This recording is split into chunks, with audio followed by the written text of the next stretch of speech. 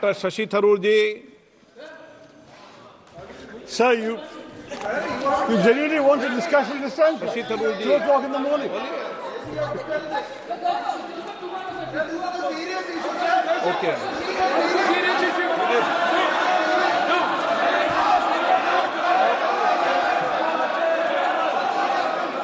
Let's do it tomorrow, sir. So let's do it tomorrow morning. आप शशि थरूर जी बोलना चाहते हैं? सर हम बोलेंगे लेकिन तो कल को बोलिए 2 बजे करना है.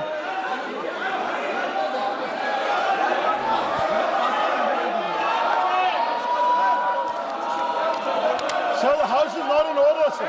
आइटम नंबर 14 स्टैट्यूटरी रिजोल्यूशन शुरू हो चुका है. मैं माननीय सदस्य डॉक्टर शशि थरूर जी से कहूंगा कि वो अपने विचारों को व्यक्त करें. All right, sir.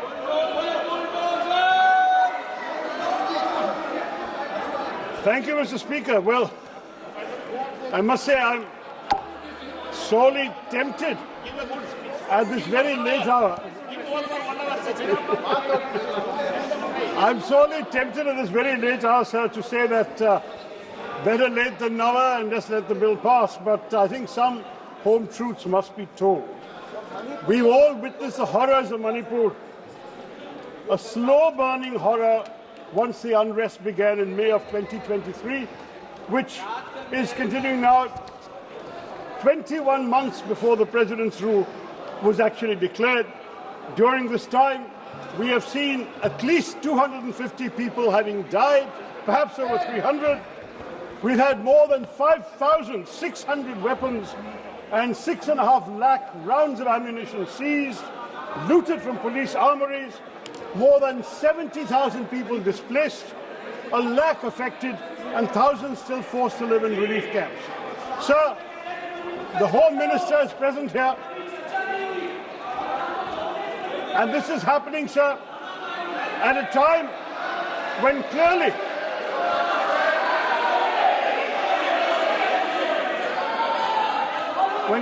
those responsible for maintaining law and order have not done their job. The issue of national security has been before this House, sir, and the fact that when we found all these tragedies happening, no decisive action was taken for almost 2 years. My party called repeatedly for an earlier imposition of President's rule. That did not happen, and I'm very sorry to see that it was only when the Chief Minister resigned on the 9th of February, the State Assembly had to reconvene by the 12th, but even though Article 174(1) of the Constitution requires it, it was not possible to convene the State Assembly. The Congress Party in Manipur had prepared a no-confidence resolution. Your own ally, the NPP, had withdrawn support, and in those circumstances, only then, with the Assembly unable to meet because you could not survive such a motion, that President's rule was declared. This, sir, is a very painful development, and to cite the failure of constitutional machinery in the state over the Assembly's inability to meet when the real failure has been one of national security, has been one of law and order maintenance, has been one of basic decency for the people suffering the torment of violence in that state for almost 2 years. This, sir, remains a blot on the conscience of the nation. Today now, this is the 11th instance that we will be approving President's rule in Manipur, which is a record, sir, the highest of any Indian state in the last 77 years. No state has had to go under President's rule for 11 times, as Manipur has done. Now, sir, this is a very serious moment in our own country's history and in the history of Manipur. Decision-making power has been shifted from locally elected representatives to the central government and the governor appointed by the central government. And that is a very onerous responsibility at a time when, sadly, our own Prime Minister has not gone to listen to the pain and trauma of the suffering people. Even the Supreme Court has sent a delegation 2 weeks ago. They have visited, they have seen the conditions of the people there, and we would urge that this omission be rectified as soon as possible. In addition to that, sir, we really have to look at what President's rule means in practice for the people of Manipur. They've suffered a long history of insurgency. There have been various armed groups running amok, demanding autonomy, independence, God knows what else. They're often operating outside the law. Governance and law enforcement have been pretty much non-existent under the previous, now departed government. And at the same time, as a result of this condition, infrastructure development has been hampered, economic growth has suffered, and integration with the rest of the country has been largely absent, sir. Manipur has a rich cultural heritage, natural resources, and yet it's struggling with economic underdevelopment, limited industrialization, high unemployment rates, and inadequate infrastructure. On top of that, the biggest crisis we're facing today, sir, is that there has been an erosion of public trust in the state of India, the state of Manipur, and its institutions. And that legitimacy has to be regained during this period of President's rule. On top of that, we are seeing the state facing severe challenges from illegal immigration and drug trafficking, exacerbating the social and economic conditions I've mentioned. There has been, sadly, a situation where in 2023, a prominent Manipuri woman police officer resigned from the force, blaming the Chief Minister and the government for actually interfering in drug investigations and sheltering drug lords. This has been an absolute shame for the nation, sir. Now, in these circumstances, what do we want, Mr. Speaker? We would like to see President's rule seen as an opportunity to heal the state.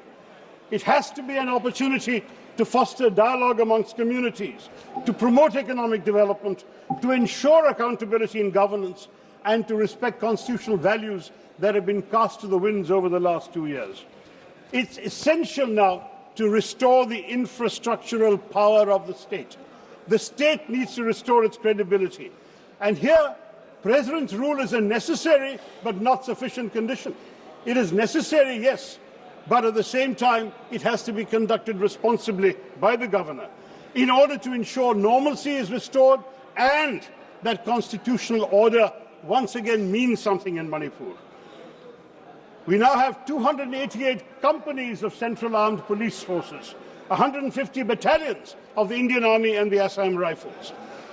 They can deal with the violent conflict and the insurgency, but at the same time we must be painfully conscious, sir, that when we devote such substantial resources to counterinsurgency operations, to law and order enforcement, we are diverting funds and attention from development projects, essential services like education and healthcare that the people of Manipur desperately need.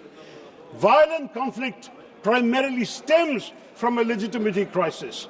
And it's not the other way around, sir. It's the fact that the state has lost legitimacy that permits violence to run rampant. And the challenge now is to build legitimacy for the state, create once again faith in the institutions. That's what the governor will have to do. And at the same time, end the insurgency and restore social order, peace and stability. And then the challenge for the government, and I'm sure the Home Minister will have to agree with us on this, must be to promote dialogue amongst communities that have been at war with each other, that have been alienated from each other, promote inclusive policies that erase the divides in Manipur society.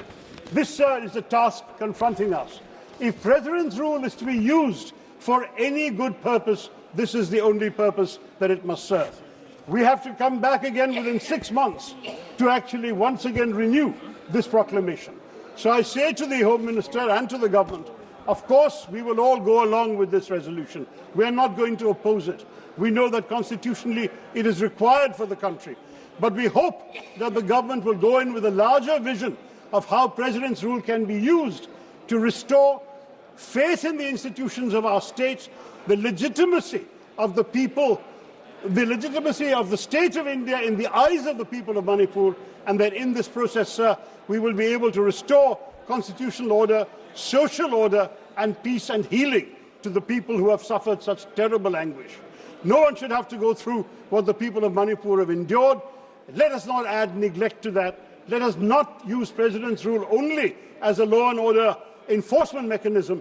Let us think of the people of Manipur and bring them healing, closure, and peace. With these words, sir, my party will support this proclamation. Thank you, Mr. Speaker.